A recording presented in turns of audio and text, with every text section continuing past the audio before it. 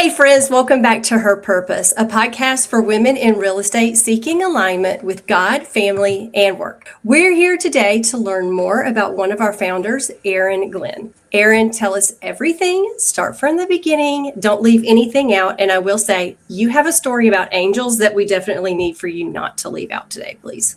Well, I'm so thankful to be here. And I just pray, Lord, let my story encourage somebody. So what makes me different from this group of ladies, I guess, first and foremost, is I've only known God for 3 years. So I'm a very new Christian. There was a small time when I was a child that I went to church for a little while, but I would not say that I knew anything. I didn't know the Christmas story or the Easter story or the why. And it was a very short part of my life. And I've just never been exposed. I would have said that if I believed in something, I would have called that person God, but I definitely did not have any relationship, any faith. I wasn't active in church. My kids, up until 3 years ago, had never been to church, not once. Let me start with my business background. So I'm a former broker owner. At the height, our company had 75 agents. Darren and I, my husband and I, are a team, and we were producing at about 40 million a year, which is a lot of houses. And that was by year 6 in my real estate career. So my career took off really, really quickly. And all of that sounds great, but behind the scenes, everything was not great. That is a lot of houses to sell, plus leading a brokerage. And my husband is in recovery. And at that point, he was in active addiction. Our marriage was hanging on by a thread.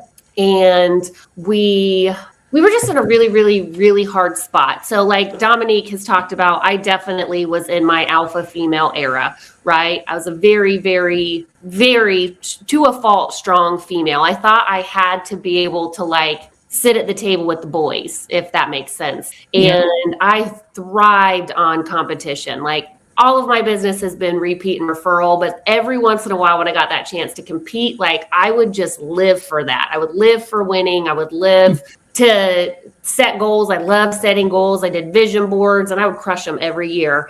But that was the exact opposite of who we are today at Her Purpose, right? I was super out of alignment. Thankfully, we had a wonderful nanny. So I felt like my kids were very well taken care of. And I was at everything because that's one wonderful thing about this business, right? Is you get to go. You get to be at the soccer games or the little singy thing, right? And watch your kids. But my brain was never there. When you're running 10 or more contracts under contract at a time, your to-do list never ends, right? There's always something next. And so although I was there, I wasn't present. And I was also battling a super chronic illness that really nobody knew about. I was really good at hiding it. And it had been escalating for, at this point, about 10, 12 years. And I'm pretty sure I worked myself sick, ladies. Or just incapacitated sick. I did not take care of my body. After I had my second baby, Genevieve, we had just launched our brokerage. I stayed home with her for maybe 6 weeks and then I hit the ground running. And I just never that round got into a good rhythm with eating or with exercise. So literally it was just like work all day, every day. And from the outside, it looked really, really good. And on the inside, it was really, really hard. And I had hit a super breaking point. So I had gotten diagnosed about four years ago now. Finally, I got a diagnosis of Lyme disease. And I was like, thank goodness, because I was like, I have a name, I can fight it, right? Because I had been to Mayo Clinic, to psychics and all the way back. And I know psychics are not a Christian thing, but I'm just telling you my journey, right? And holistic doctors and everybody. And nobody could figure out what was going on. And finally, I got this diagnosis and I was like, perfect. I have the resources. I have the time. And I went to the best place in the country. I went to Germany. I went for 5 weeks and I got my body heated up to 108 degrees for hours. And the goal was to basically kill the Lyme disease, right? Kill this active infection. It was the hardest 5 weeks of my life. It was super, super lonely. I was in a place where I had quit drinking, story for another day, but I was not having a healthy relationship with alcohol. I had realized I had drinking buddies and not friends. And when I had to start pulling back from work, I also realized that so many people were just in my life, right? When you are around somebody who's successful, I think people often think like if you hang out with them or whatever, somehow that's going to through osmosis get into your business. And so I realized like, man, I don't really have friends. my family and I aren't probably as close as a lot of other families. And so I was just super lonely, going through this super horrible treatment and a super hard time in my marriage. But I was very hopeful, right? Because I was like, well, if I can beat this disease, what can't I do? And fast forward a year, I was way worse. So I did this horrific 5-week treatment inpatient during COVID. They told me in about 3 months I should see significant improvement. And ladies, I was so much worse. I was fully incapacitated at this point. I could sit and I could be in bed. Now, I could fake it for a hot second. I would go to a soccer game and I would sit there and I would cheer for my daughter, and I would literally come home, and that 2-hour event would take me out for 3 days to a week. So people in my life might hear this and be like, Erin wasn't that sick. I have the highest ability to fake it of probably anybody, to a very probably almost sick, right? It's not healthy how much I was able to do that. And so I had full-time house care at this point. I had a gal come, she cooked, she cleaned, she did laundry, she did everything. And Darren kept the wheels on our business. And so I literally just sat all day. And I had gotten to this really, really sad point. I would call it the worst Groundhog Day ever. And to describe how it felt to be in my body really quickly, if you imagine feeling like wah, wah, wah, wah, wah, wah, wah, wah, wah, wah, wah, wah, wah, wah, wah, you're already annoyed, right? You're already annoyed. Oh, yeah. Mm-hmm. Yes. I was just like, okay, Erin. Yeah. I did that a little on purpose because that's literally how it felt to live in my body all day. It was like this radiating, moving energy around my body all day, every day. There was no rest. It was very irritating. I had a really hard time sleeping. I smoked pot every single night to sleep, guys. Like, my body would not shut itself off. It was legal in Colorado, if we need that caveat here, and I do not anymore, but that's where I was, okay? And it was also an escape for me, right? It was just a way to just not feel sick for half a second. Anyway, so I'm making this super sad list, and my super sad list was, what can I do with my children? And I just found this sweet, sweet note as I'm in my organizing phase from one of my daughters that she wrote me from school. And it said, Mom, I wish you weren't so sick so you could do stuff with me on special days like my birthday and the first day of school.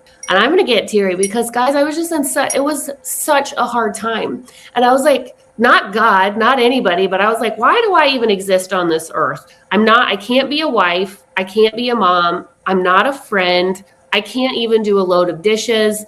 Often Darren had to pull me in and out of the bathtub because something about water just felt good. So I love to sit in like a hot tub. And sometimes I would have to get him to get me the physical energy to get me up and out of the tub. And my list with my kids was like, they could sit on my lap. They could read and sit on my lap. They could sit on my lap and we could watch a show. And I had just finally, something broke me. And I am a super to a fault driven person. I am trying to get into my biblical femininity, right? As I'm re-entering the workforce finally. And I broke. I was just like, I give up. I literally had given up. I didn't even know where to go, right? I had literally gone to Germany. I had done all of this. Where do I even go? I didn't even know. And Darren and I had gotten into this big fight. And he had said to me, and it's going to sound silly, but he had said, all I care about is mustaches, working out, and airplanes. And you're like, that's a random list. Well, he had a mustache face. He was getting his pilot's license. And because he was in recovery, exercise had come to be his new addiction. So he would exercise, ladies, for sometimes 2-3 hours a day. And he told me that. And I was like, I feel that because I'm not on your list. And I know I'm not on your list. And it just broke me. And I'm upstairs, but I'm not crying yet because I used to barely ever cry. I went through all of this awfulness. And if I cried a handful of times a year, I would just stuff it all in. And I'm there and I'm looking up stuff on YouTube on purpose, right? And I'm like, okay, why am I here? Literally, I'm living the worst Groundhog Day ever. Why am I here? And I listen to Tony Robbins. And then I end up on one from Oprah. And there was just a part of the Oprah thing where it was just like everybody, no matter who you are and where you're from, has a purpose, right? She has a pretty big story herself. And it just broke me. And I ended up on the floor like in a, I'll call it a child's pose, just like kind of melted into the floor and just sobbing. And for me, guys, that's just not, now I cry a lot. I feel like God is like, you're going to cry. You're going to cry in front of people. You're going to cry at church. I hate it still, but It's your feminine error. Yes. So I'm crying all the time now, but I felt like this release of just years and years and years of what the word I would use now is striving, right? And even in the health aspect, just like, I'm going to fix this. And I literally said, after I bawled for who knows how long, a very long time, I was so exhausted just from crying. I go, hey, dude, specifically, hey, dude, I've heard about you. And if you're real, I need you. And this is me. This is my first talk with God. Okay. Because I had tried praying some, guys, right? Like when you're in that heart of a mess, I had tried. There was someone at the hospital in Germany. I let him pray for me. So it's not like I was averse to it, but I didn't really know how.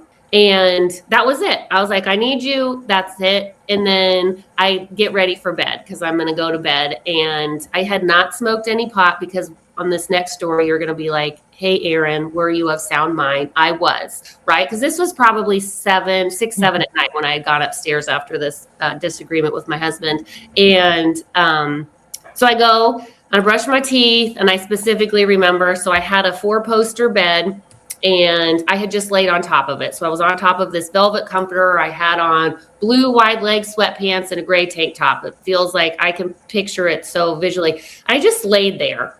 And I'm not sure why. And I just laid there, and all of a sudden I had angels come into my room, like not there in one instant, there in the next. And I specifically remember I had 2 on my left and 1 on my right. And they were tall. I had a tall, 10-foot ceilings in my house. They were tall, and they were an outline. Like it looked like the outside of a neon sign is the best way that I would describe it. So you would see kind of like a shoulder outline and a head. And I don't know if it was a halo or light up here, but it was just a very basic outline. I couldn't see a face. It was all foggy, but I felt what felt like something tucking under me on both sides, whether that be wings or hands or something, right? Something tucked under me. And it was like they were kneeling, and they were these big beings. And of course I was like, right, I'm just laying there. I'm like, whoa, God, is this you? The first thing, like, right, what is happening? And then I experienced excruciating pain. So first it was in my left thigh.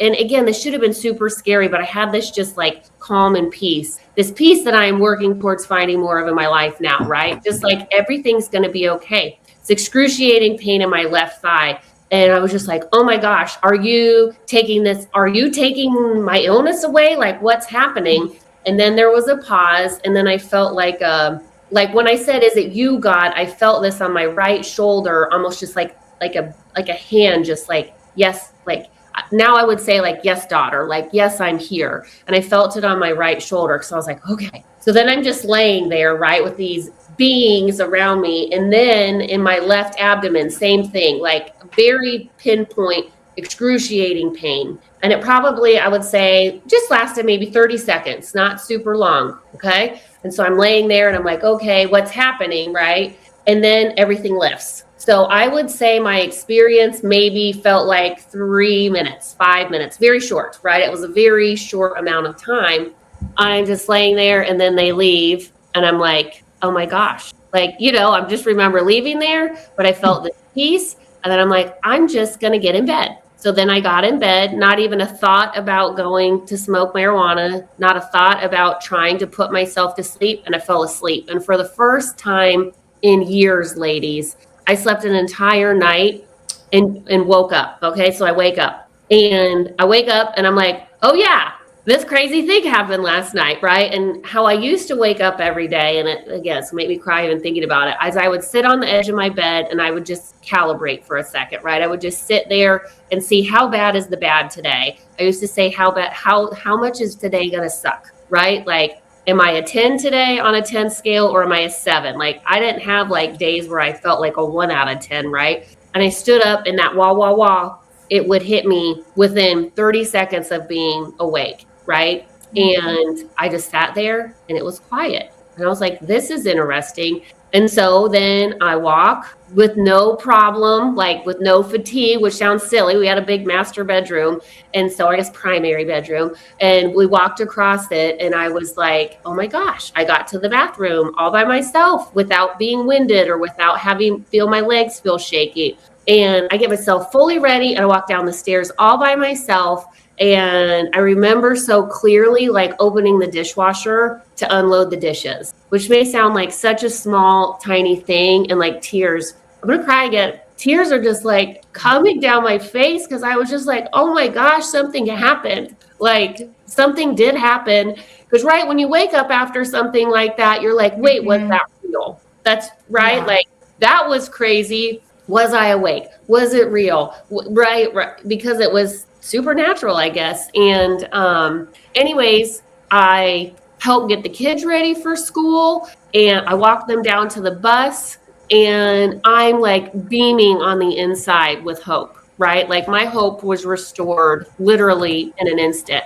And I wasn't 100% by any means. I would say to this day, I was healed 50% miraculously, but enough to remove that just buzzing, that wah, wah, wah. I didn't have that. Right now, coming up from the bus stop, I was winded, right? Like, so it wasn't all there, but it was so much more than I had literally just been able to do. And I couldn't wait to tell Darren, but I got to tell you guys, I was not in a feminine at all. And in my head, I'm like, I'm going to tell him this and he can, you know what, or get off the pot, if you know what I'm saying. Okay. Like come with me or don't. Cause I was literally like, if God's healing me, he's real and I'm going to seek him. Right. And immediately I was like, oh my gosh, I don't even know how do you go to church? How do you do this? Oh my gosh, I got to get my kid. Oh my gosh, this or whatever. Right. Like my brain is just like, how do you be a Christian? And anyway, so I told my husband, I was like, I was healed last night. I am better and I believe in Jesus and I invite you to come with me. But if you choose not to, that's on you, boo. So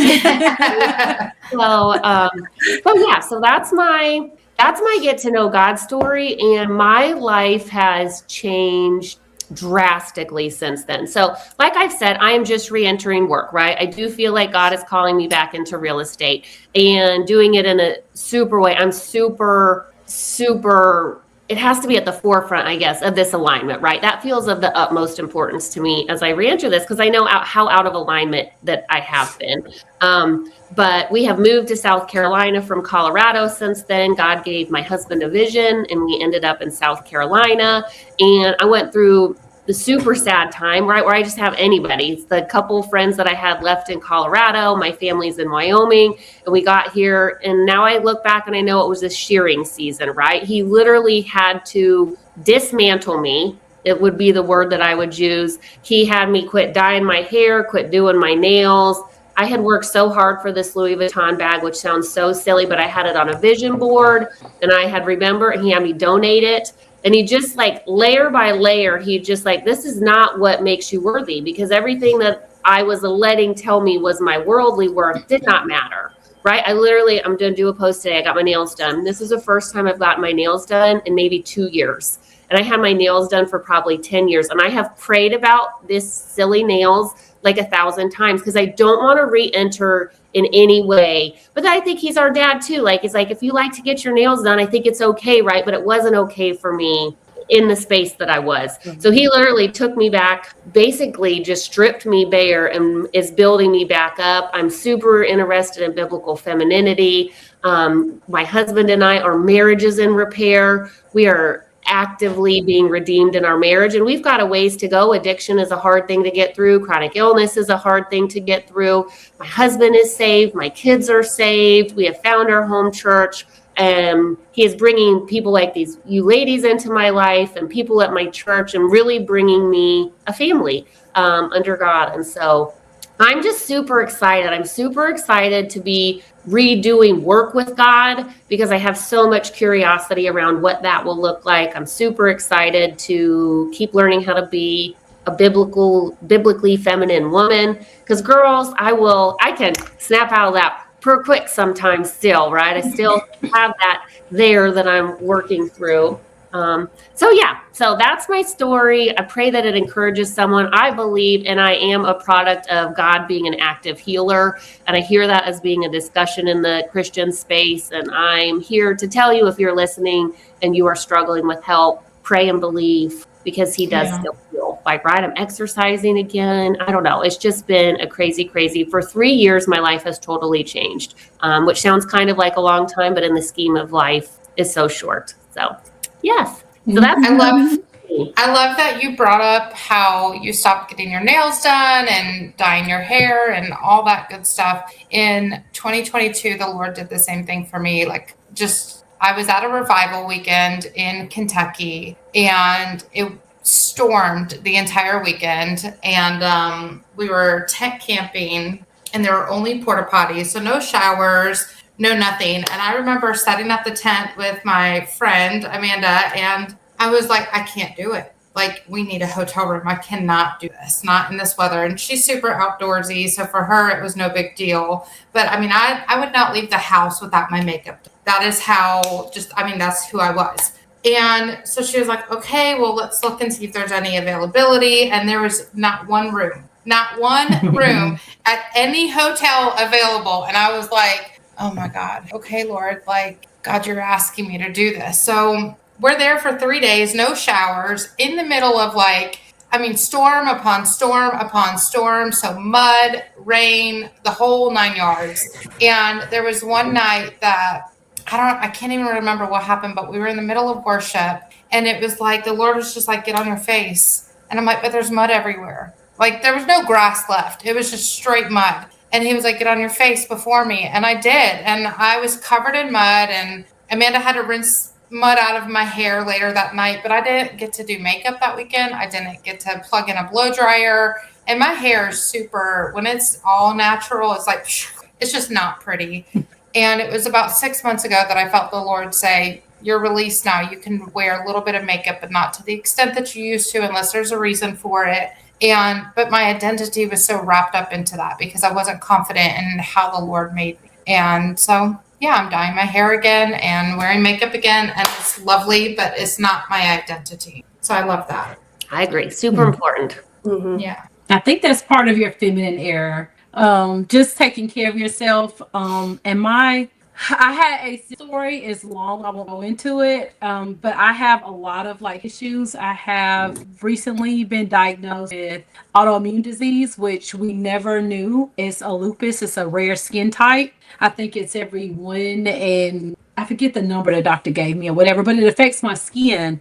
And I was always trying to cover it up. And when I stopped caring and just let it be, it started to naturally heal. Not even before I knew what it was. I literally just y'all were on the phone with me when I came out and got that diagnosis. But I've been misdiagnosed my whole life. And I can't help it. I can't help the breakouts. I lost all of my hair. So mine was tied to my hair, not so much to makeup, but it was part of my identity. I had grew hair all the way down to my waist and I lost every bit of it. And in that time I said, God, I don't care about the hair.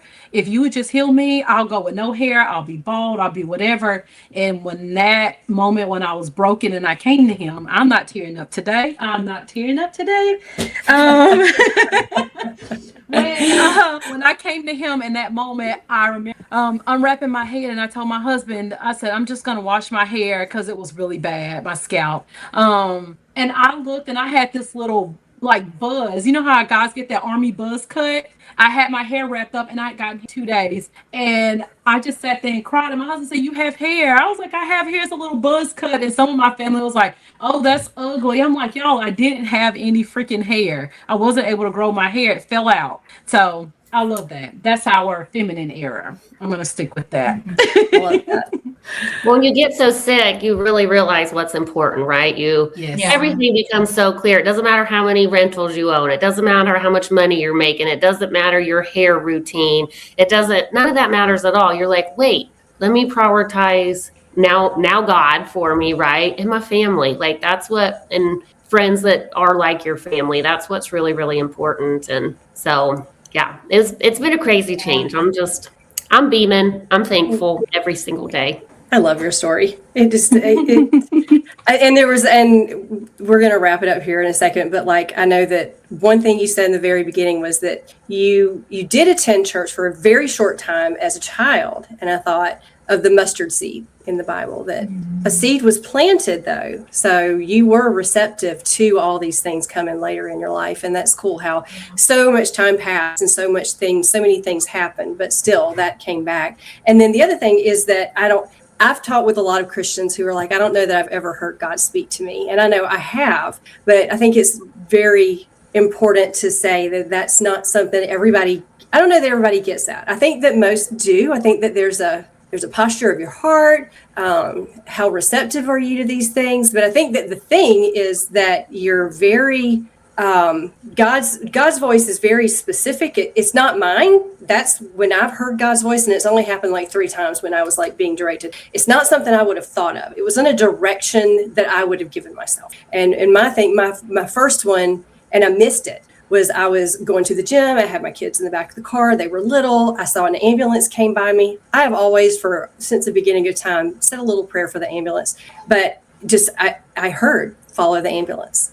And I'm like, I ain't got time to follow an ambulance. Got kids in the back of the car. We're going to the gym. We're going. Went to the gym. Next day, I go to work. I taught school. And I was in the front office. And another teacher, I was a special ed teacher. Another special ed teacher was in there. And she said, Ruthie, she was behind me, actually. She and I lived in the same neighborhood, and we had just waved. So she saw the ambulance, too. And she said, did you see that ambulance? And I said, yeah. And she goes, that was so-and-so. And I was like, what? And it was like, we'll say his name is Michael. It was one of our students, had been hit by a car on the way home from school. And I didn't follow it. And I looked at the secretary who went to the same church as me, and she knew that I was a newer Christian. And I looked at her and I said, God told me to follow that ambulance.